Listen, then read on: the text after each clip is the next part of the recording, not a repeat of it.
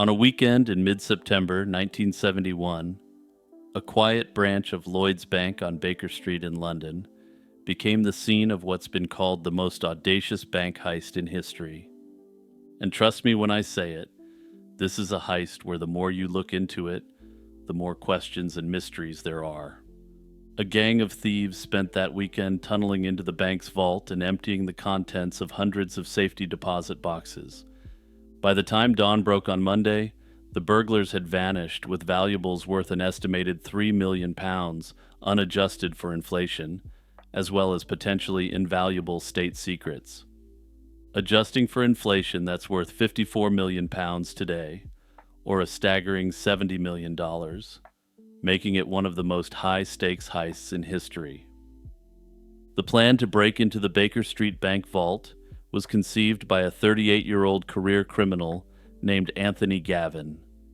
Gavin's inspiration reportedly came from an unlikely source, a Sherlock Holmes story called The Red-Headed League, in which criminals tunnel into a bank vault from a nearby cellar. Taking a page from fiction, Gavin assembled a crew and set out to turn the literary plot into reality. He enlisted several accomplices, including Reg Tucker, a car salesman who, importantly, had no criminal record, and Thomas Stevens, who helped procure the tunneling equipment. Gavin's crew also included an older associate, Benjamin Wolfe, who would play a key role in securing the gang's access to the target. In December 1970, under Gavin's direction, Reg Tucker posed as a respectable businessman and opened an account at the Lloyd's branch under a false name. A couple of months later, Tucker rented a safety deposit box at the bank, which gave him regular access to the vault area. During each visit, Tucker carefully surveyed the vault. He carried an umbrella to discreetly measure the room's dimensions and noted the placement of furniture and security features. Over 13 visits, he effectively mapped out the vault's layout for the crew. Meanwhile, Stevens gathered the tools they would need for a subterranean break-in. This was no amateur job. He got them access to a 100-ton hydraulic jack, a thermal lance, and a truly massive stash of explosives. All the pieces of the plan were coming together. The burglars just needed a way under the bank without attracting attention. Opportunity knocked in May 1971 when a leather goods shop 2 doors down from the bank, named Lissac, went out of business.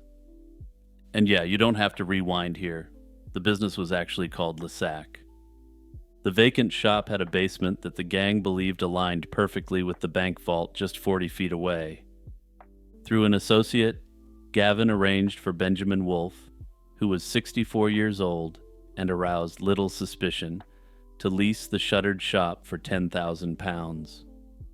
Crucially, Wolfe made a mistake that would later cost the gang.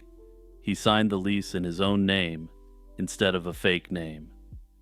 And to drop perhaps my favorite Simpsons reference of all time, boy, I really hope somebody got fired for that blunder. With Wolfe securing the premises at 189 Baker Street and the bank located at 187, the crew now had their forward base of operations. Under the cover of a seemingly innocent shop, they could begin the dirty work of digging a tunnel toward the bank's vault. Notably, because the storefront appeared to be undergoing renovations, the equipment that was flowing into the leased building raised no suspicions whatsoever at the time. The crew's planning even took into account the bank's subterranean alarm system. The Lloyd's branch was equipped with sensors designed to detect vibrations from drilling or tunneling. In late summer 1971, however, roadwork in the area had been causing frequent false alarms, prompting the bank to switch off the system until the construction was finished. Gavin's crew learned of this vulnerability and seized the moment, which honestly, much like everything with this heist, is quite frankly brilliant. By early September, with alarms disabled and the shop in their control, the burglars were ready to strike. They prepared to execute their plan over a weekend, when the bank would be closed and their tunneling noises less likely to draw attention. Late on Friday, September 10th, 1971, the gang put their plan into motion. Under cover of darkness, they descended from Lissac and began their mission to penetrate the vault. Over the preceding weeks, they had quietly excavated a horizontal shaft about 30 feet long, using picks and shovels and shoring it up as they went.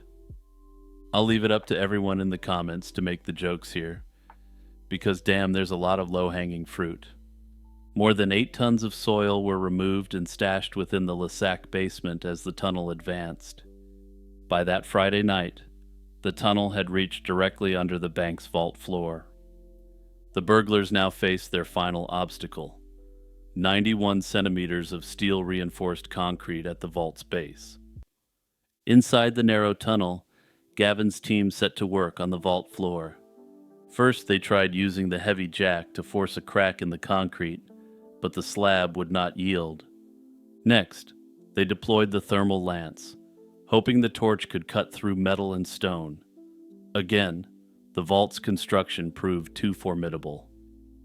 With time slipping away, the crew resorted to their last option: explosives. They packed the tunnel ceiling and coordinated the detonation with the noise of traffic above to mask the blast. The explosion was risky. It could have buried the thieves alive or alerted the authorities, but luck was on their side. Finally, the blast punched a jagged hole through the vault floor, finally giving the burglars access. Around midnight, they breached the vault and climbed up into the bank's inner sanctum. Once inside the vault, the thieves sprang into action. The Lloyd's branch contained hundreds of safety deposit boxes belonging to private clients, and the gang had the entire weekend to loot as many as possible. There were 268 boxes in total, and the burglars cracked open most of them one by one.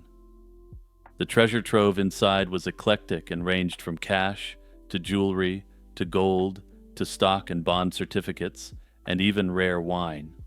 For fans of Tolkien like myself, I essentially like to think of this as a real-life Smaug's hoard. For those of you who aren't Tolkien fans, this is the dragon that was hoarding immense amounts of gold and valuables in The Hobbit. Over the course of the looting, they reportedly drank rare wine they found in one of the bank boxes, perhaps to keep their spirits up. The crew hadn't left anything to chance, and they kept a lookout on a rooftop near the bank while the looting occurred. The crew used walkie-talkies to stay in contact between the tunnel, vault, and the roof. Unbeknownst to them, however, these radio transmissions would be their Achilles heel. Around 11 p.m. on Saturday night, a local amateur radio enthusiast named Robert Rowlands was tinkering with his equipment at home. While he was tinkering away, he accidentally intercepted odd chatter on the airwaves. To his astonishment, he realized he was listening to a crime in progress. He heard voices discussing drilling, explosives, and, quote, getting into the vault. And yeah, for all the genius behind their heist, they probably should have used some sort of basic coded language. How hard would it be to say something like, "The hot dog is in the bun," when they got into the vault, instead of, "Hey, we just drilled and exploded our way into the bank vault"? Recognizing the seriousness of what he'd heard, Rowlands called the police to report that he was eavesdropping on a bank robbery in real time. When Rowlands first phoned the police, the officers on duty were skeptical of his bizarre story. They suggested he keep listening and record the criminal's conversation, then call back, which, reading between the lines, seems to have been their polite way of dismissing his concerns. But Rowlands didn't take the hint and kept listening in. Using a cassette recorder, he captured several minutes of the thieves' voices echoing over the radio. Early on Sunday, at about 2 a.m., he contacted Scotland Yard directly and played back the tape. This time, the police took him seriously, and senior officers mobilized an urgent search, realizing they had a rare chance to catch a major heist in progress. Scotland Yard alerted police across central London and began checking local bank vaults one by one. By Sunday morning, Dozens of officers were scrambling to locate a break-in they knew was happening. All that said, they had scant information on where exactly the heist was going down. The robbers' communications gave no clear location, and there were many banks within the range of Rollins' radio set. Over 100 officers and detectives were pulled into the effort, with some 750 bank branches in an 8-mile radius to inspect. It was a race against time, and incredibly, the authorities came within a cat's whisker of catching Gavin's crew red-handed. At mid-afternoon on Sunday, September 12th, 2 police officers arrived at 185 Baker Street, the Lloyd's branch, as part of the canvass of area banks. They stood outside the vault door, tested it, but from the outside everything appeared normal. The thick door was closed and intact, and no alarms or sensors had been triggered. Hearing nothing out of the ordinary, the officers moved on to the next bank on their list, not realizing that just behind that secured door, Gavin and his team were hiding silently. Inside the vault, the thieves heard the police inspection and held their breaths. Once the footsteps faded, they presumably breathed a massive collective sigh of relief.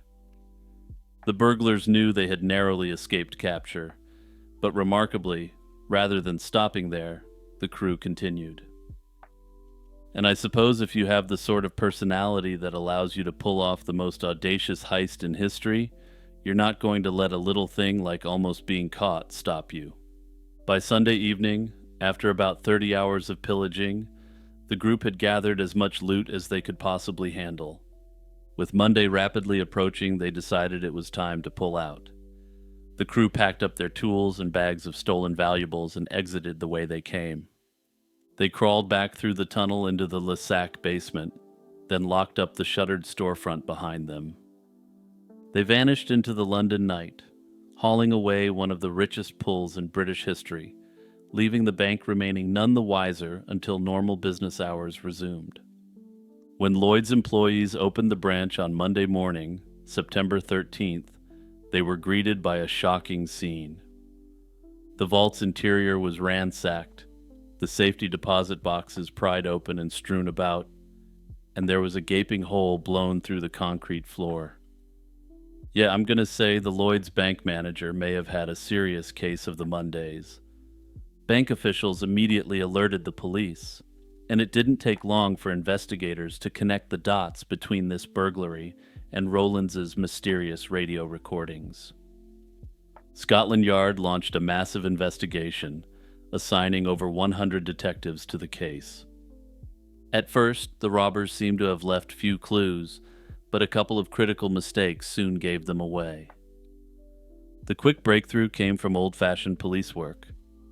Detectives noted the tunnel led toward a recently rented shop nearby. Checking property records, they discovered that the lease for Lissac had been signed just months before by one Benjamin Wolfe. Old Mr. Wolfe, whose name was already familiar to them from criminal circles, had accidentally used his real name.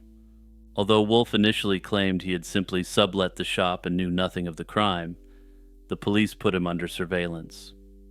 Around the same time, underworld informants passed along rumors about known tunnel-digging experts bragging of a big job, which pointed investigators toward Anthony Gavin.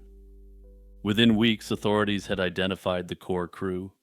They also learned that at least one woman had been involved in the operation, though her identity was not immediately known, and in fact never would be. On October 27, 1971, about 6 weeks after the robbery, police moved in and arrested Gavin, Tucker, Stevens, and Wolfe in coordinated raids. The men were charged and eventually faced trial for the Baker Street burglary. Facing strong evidence, including the recorded conversations from the walkie-talkie transmissions, the defendants pleaded guilty. In January 1973, Gavin, Tucker, and Stevens were each sentenced to 12 years in prison, a hefty penalty reflecting the unprecedented scale of the heist. Old Mr. Wolfe, perhaps due to his advanced age, his lesser role, or concerns about the potential to successfully prosecute, received an 8-year sentence. Justice, it seemed, had caught up with the criminal masterminds of the tunnel heist. However, not everyone involved in the Baker Street robbery was brought to justice. Several accomplices vanished before the police could catch them. Among those who got away was a well-known hoodlum known as Mickey Gervais. He was believed to have been part of the operation, possibly tasked with handling the alarm system, and perhaps providing a secondary lookout. Gervais and at least one unidentified woman who had been seen with the gang simply disappeared off the face of the earth after the heist. Despite an intensive manhunt that continued for years, no additional arrests were made beyond the original 4. Decades later, some of the heist's participants remain unidentified, and whatever share of the loot they took with them has never been recovered. Police managed to seize only about a tenth of the loot when they rounded up Gavin's crew. The rest vanished with the culprits who evaded capture. This had led some to speculate that this complex operation was actually orchestrated by a much larger, more significant power than the 4 who were ultimately held accountable. Many of the safety deposit box owners, when contacted, were extremely reluctant to detail what had been taken. In fact, a significant number of clients never came forward at all to claim losses. This has led to speculation that some boxes held illicit or sensitive items that the owners didn't want to admit to possessing. The mysterious gap between what was taken and what was reported stolen has fueled rumors that the gang might have stumbled upon far more than just money and jewels in that vault. In the weeks following the heist, wild rumors swirled about the true nature of the score. London newspapers hinted that a particular safety deposit box might have contained compromising photographs of Princess Margaret, the younger sister of Queen Elizabeth II. Princess Margaret had a reputation for a flamboyant private life and was known to socialize with a mix of high society figures and unlikely companions. One notorious acquaintance of hers was a gangster-turned-actor named John Bindon, and scandalous gossip suggested the two had been caught and photographed. According to the rumor, the burglars either knowingly or unknowingly stole explicit photographs of Margaret and Bindon. This material was so explosive that the British government purportedly slapped on a gag order to halt press coverage of the case. Other rumors suggested that they had obtained intelligence files on high-level British or foreign officials, or dossiers on members of British high society. According to the rumors, these files may have contained extremely compromising materials on these powerful people. The British government has consistently denied these rumors, and no hard evidence of these rumored items has ever surfaced. Further fueling these rumors is the fact that a large portion of the government's file on the investigation has been placed under lock and key for a number of years. And I can already anticipate your follow-up question. They blocked all access to the records for a literal century, with the records scheduled to become public in 2071, which certainly does nothing to dispel the rumors. Hey everyone, it's Jimmy here with a reminder to like, subscribe, and share this video with your friends and family. Also, don't hesitate to take a quick second to post it to your socials if you're into that sort of thing. 19-year-old David Thies vanished under puzzling circumstances on December 13, 1982. That afternoon around 4 p.m., David stepped out into the hallway of his family's Manhattan apartment and was never seen again. The disappearance was especially baffling to his family because it was the day of his father's birthday. At the time of his disappearance, David had just finished up shopping for a gift and was in the process of preparing to help with the birthday dinner for his dad. When he failed to come back inside, his mother quickly grew concerned and reported him missing. Despite immediate searches of the building and neighborhood, no trace of David was found, and he has not been heard from again. In the early days of the investigation, law enforcement had little to go on. David had essentially disappeared without a trace from just outside his front door, leaving behind no clues or witnesses. New York City police opened a missing person case but found no evidence of foul play at the scene. Friends and family were interviewed, but none could point to a reason for David's sudden disappearance. Despite few leads, the case garnered significant media attention in the weeks following his disappearance. His parents offered a $25,000 reward for any information leading to David's whereabouts, and they distributed thousands of flyers across the city in hopes of drumming up leads. These efforts were successful and produced numerous tips. In fact, more than 40 people contacted authorities claiming to have spotted David in California, with reports that he was seen in the company of a cult-like group. Each tip was investigated by law enforcement, and the family followed up on leads across the country. However, none of the sightings could be conclusively verified. The individuals spotted were either never located again or turned out not to be David upon closer investigation. The reward remained unclaimed, and the trail in California eventually went cold. Given the bizarre nature of David's disappearance, there have been no shortage of theories as to what happened to him. One theory is that David may have been the victim of foul play. Early on, there were troubling hints that something malicious could have happened. Several months after he went missing, David's mother revealed to reporters that he had received anonymous threats in the period leading up to his disappearance. This startling detail raised the possibility that someone who meant him harm might have been lurking in the background. If David stepped out of his apartment and encountered an individual who had been threatening him, it could explain his sudden vanishing.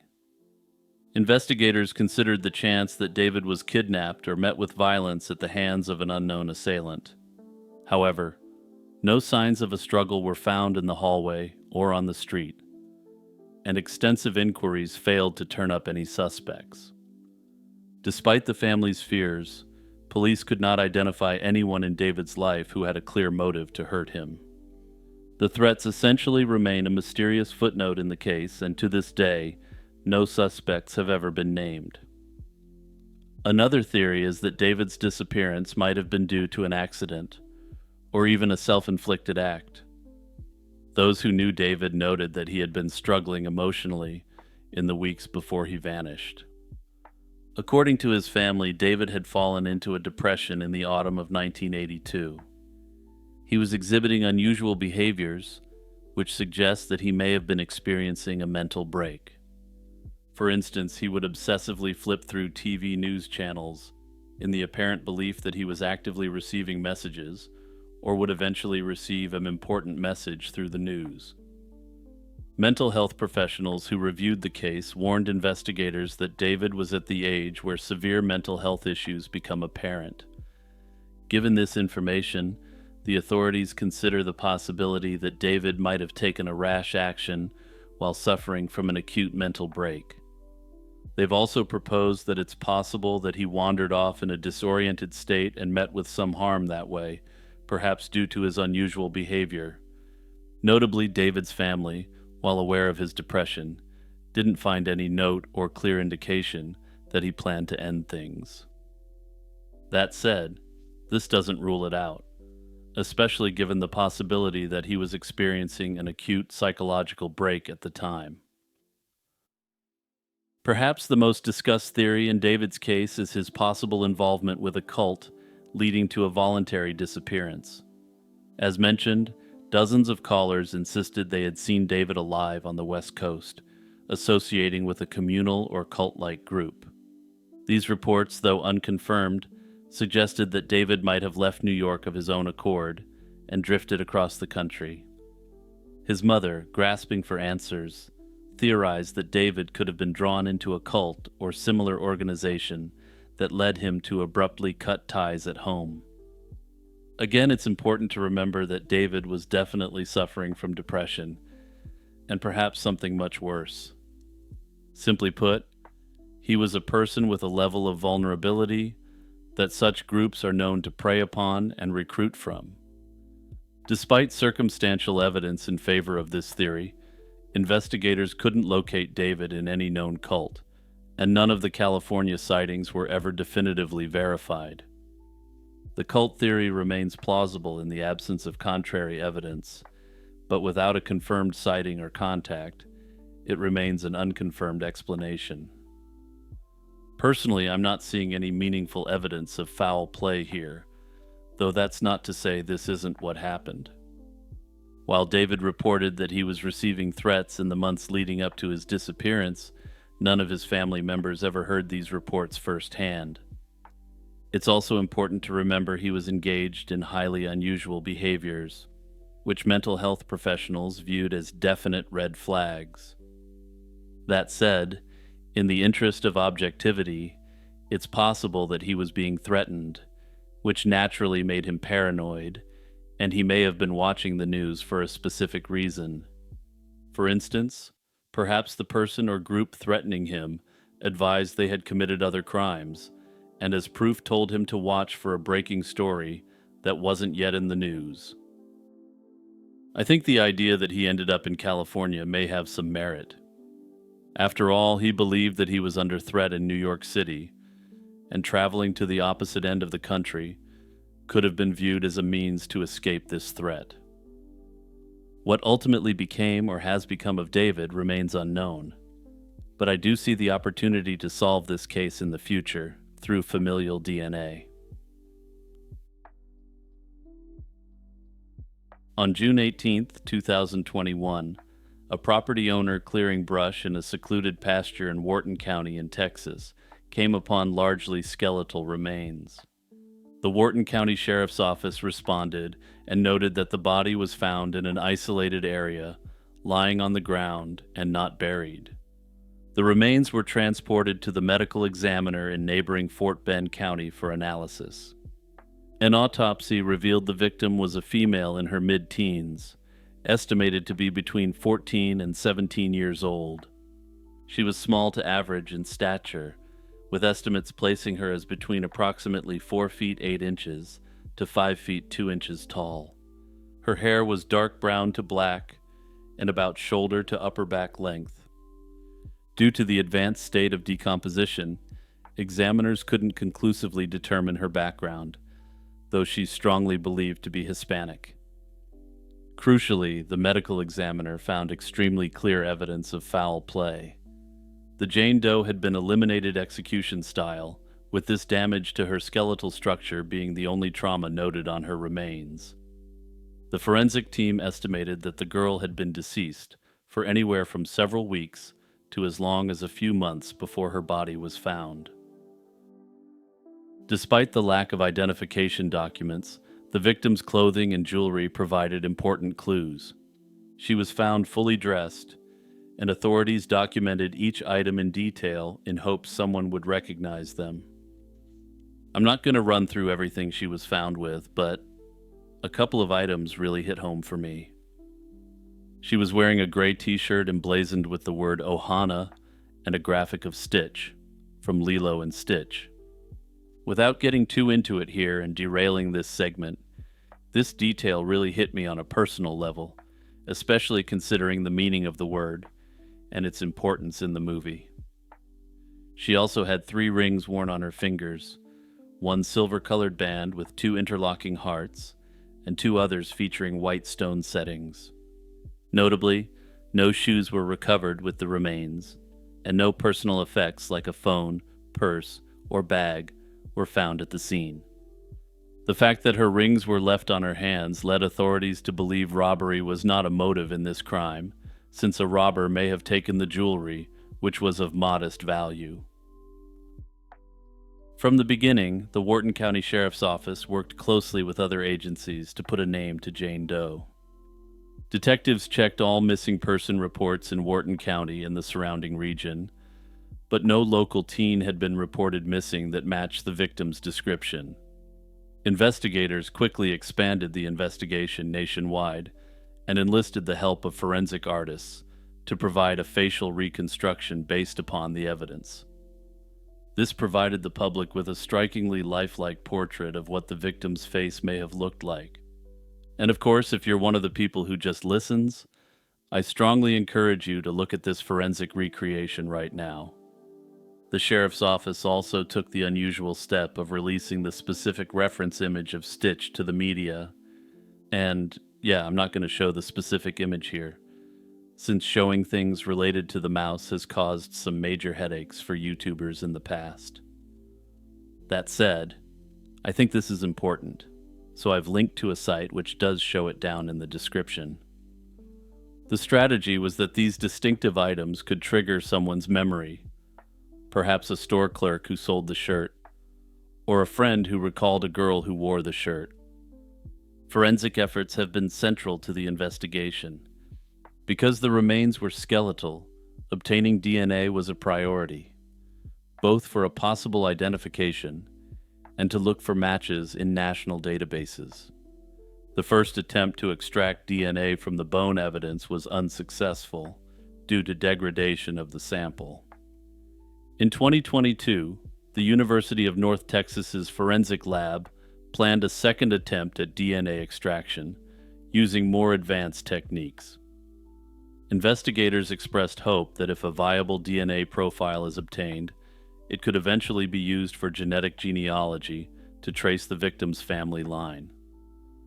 Currently, it's unclear where the DNA evidence stands, but I'm hoping that increased focus on this case may result in investigators releasing an update on her case. With an unidentified victim and few direct leads, investigators and community members have formulated several theories about who this girl was and how she met her fate. One leading theory, voiced by the investigators themselves, is that she may have been a victim of trafficking or an exploited runaway. Because no family in the area reported a missing girl of her age, it's possible she was brought to Wharton County from elsewhere by those involved in trafficking. Some have speculated that she may be from Central or South America, and that her family has absolutely no idea what happened to her. Another theory is that the Jane Doe might have been a runaway or missing teenager from outside Texas, whose disappearance didn't initially draw local attention. Online sleuths noted similarities between this case and a few missing persons reports in other states around the same time frame. For instance, a 14-year-old from Indiana who went missing in spring 2021 was discussed fairly heavily as a potential match online. However, that particular girl was later found safe and sound, very clearly ruling her out. As for the circumstances of the slaying, the evidence offers some hints, but nothing conclusive. Some have speculated that the slaying could be connected to a criminal trafficking enterprise. The location of the body is near a corridor commonly used for travel between Houston and the U.S.-Mexico border, which lends weight to this theory. Whatever the case, I'm hoping to have an update on the Wharton County Jane Doe in the upcoming months and years. Rongo Rongo is an undeciphered system of glyphs from Easter Island, also called Rapa Nui. Discovered by outsiders in the 19th century, these symbols were carved on wooden objects and appear to represent a form of writing. European missionaries first reported the script in the 1860s. In 1864, a priest noticed wooden tablets covered with hieroglyphs, or some writing system in the houses of Easter Islanders. Notably, at this time, he reported that some of the locals were aware of the meaning of the script.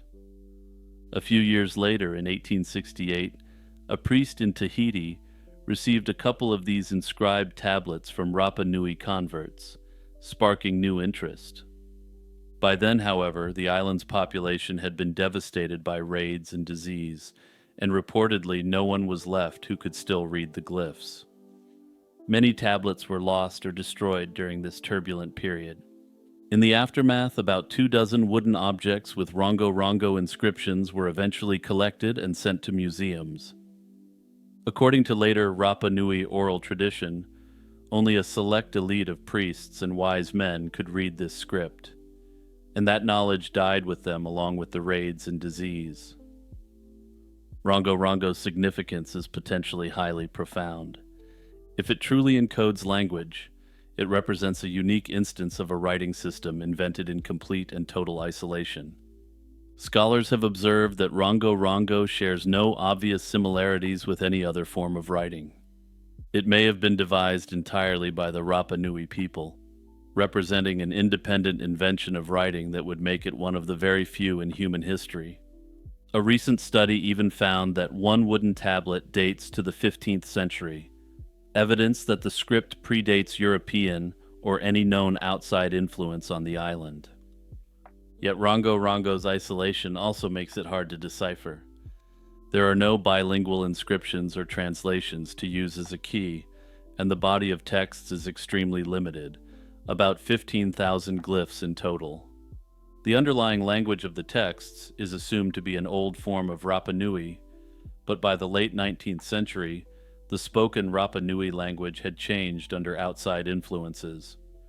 Some researchers have even wondered if Rongo Rongo is actually a full writing system, or more of a device used to memorize chants. Under this theory, the glyphs are less hieroglyphic in nature, and more mnemonic devices that were used by elders for the purposes of ceremonies. Despite the difficulties, many people have tried to crack the Rongo Rongo code. Early attempts involved working with the last native individuals who might have known it. In the 1860s, a local bishop attempted to have an islander named Matoro chant several tablets aloud. Matoro's recitations were inconsistent, and many readings weren't reproducible. The bishop suspected that Matoro either misunderstood how to read the script or was intentionally holding back. Many have speculated that Matoro may not have wanted to provide proper chants and translations to a Christian authority figure for fear of seizure or even destruction of the materials. After all, missionaries were in the process of actively and aggressively converting the island, and memories of the old ways may not have been congruent with this. In 1886, an islander named Urivai Iko provided another tantalizing clue. He had been a servant to the last Rapa Nui king, who he said knew Rongo Rongo. Notably, Uri didn't claim to be literate in the language himself, but claimed that he was able to recall the content of some of the inscriptions from memory. He was asked to chant from one of the tablets in the Rapa Nui language. What he recited turned out to be a traditional Rapa Nui creation chant, discussing the order of the creation of the world. Notably, this also gives credence to the theory that Matoro may have intentionally obfuscated the content of the Rongo Rongo items when he was talking to the bishop in the 1860s. However, Uri was recalling an oral text from memory, and researchers could not confidently match his words to specific glyphs on the tablets. These early Rapa Nui informants hinted that the Rongo Rongo texts might be ceremonial or mythological in nature, but they didn't reveal the actual mechanism of the writing. Legitimate academic interest in Rongo Rongo didn't pick up until the mid-20th century. Modern scholarly efforts began in the mid-20th century.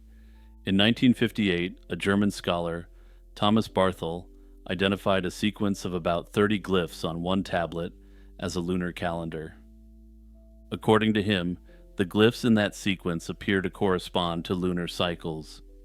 This was a breakthrough in understanding at least the subject of that text. Even so, while scholars agree this sequence is a calendar, they still can't actually read it in terms of language. Rather, they simply know what it represents. Numerous other scholars and amateur code crackers have taken a shot at Rongo Rongo, but at present only Thomas Barthel's findings have been universally accepted. If Rongo Rongo is truly a system for writing Rapa Nui, it represents one of the few times in human history writing has ever been independently invented, and the only time in complete isolation.